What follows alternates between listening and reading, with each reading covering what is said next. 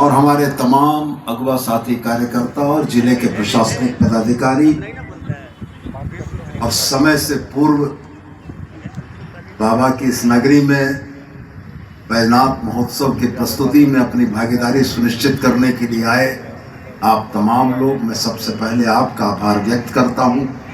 मैं आपको नमन करता हूं कि 6 बजे से वास्तविक कार्यक्रम की शुरुआत विधानसभा के चलते सत्र की व्यस्तता ने उसको थोड़ा परिपूर्ण करा दिया और बाबा की इस नगरी में इस बैजनाथ महोत्सव के मुख्य कार्यक्रम में शामिल होने से हम लोग वंचित हो गए। मैं बड़ा धन्यवाद करता हूं अपने माता पिता के संचित पुण्यों को, जिसके चलते बड़े कम अंतराल में 2 बार बाबा की नगरी में सिर झुकाने और नमन करने का मौका मिला। पहला मौका शिवरात्रि का था और दूसरा आज बाबा बैजनाथ के नाम पर इस राजकीय महोत्सव का है।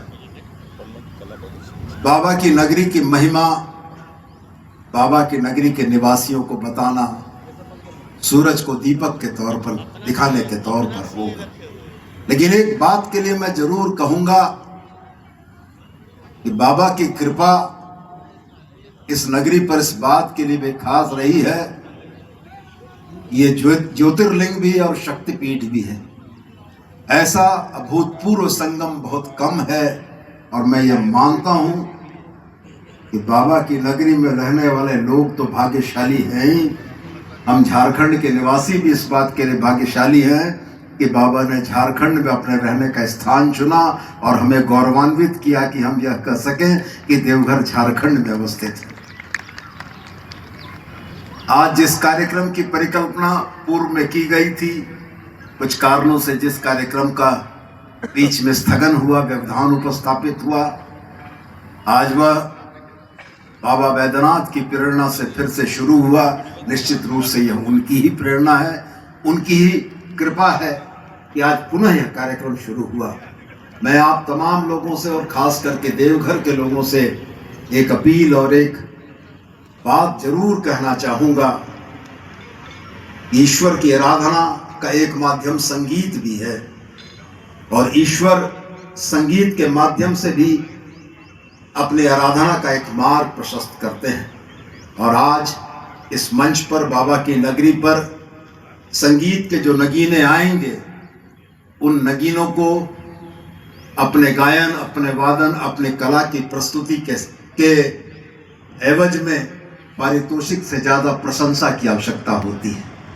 पारितोषिक तो सरकार से शायद मिल जाएगा, लेकिन प्रशंसा आप जनों से मिलेगी और आपकी दी हुई इस प्रशंसा से बैजनाथ महोत्सव का नाम इस ऊंचाइयों तक पहुँचे कि इस मंच पर परफॉर्म करने के लिए कलाकारों के मन में उत्कंठा और लालसा हो। देश के कलाकार यह कहें कि बाबा बैजनाथ के महोत्सव में जाकर अपने आपकी तालियां ही किसी भी कलाकार का सबसे बड़ा पारितोषिक है।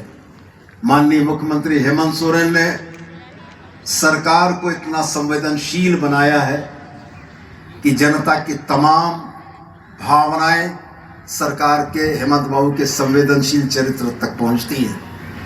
यदि उन्हें देवघर के लोगों का यह स्पंदन महसूस होता है कि शिव बारात की व्यवस्था सरकार के तरफ से और एक सुचारू व्यवस्था हो, जहां लोग शिव बारात के एक सफल आयोजन में अपनी भागीदारी सुनिश्चित कर सकें, तो उनके निर्देश पर पर्यटन विभाग शिव बारात में अपना एक छोटा सा योगदान देता है। उनको जब यह महसूस होता है कि ओम नमः शिवाय, ओम नमः शिवाय, ओम नमः शिवाय। ये है शिव की नगरी, बैद्यनाथ की नगरी।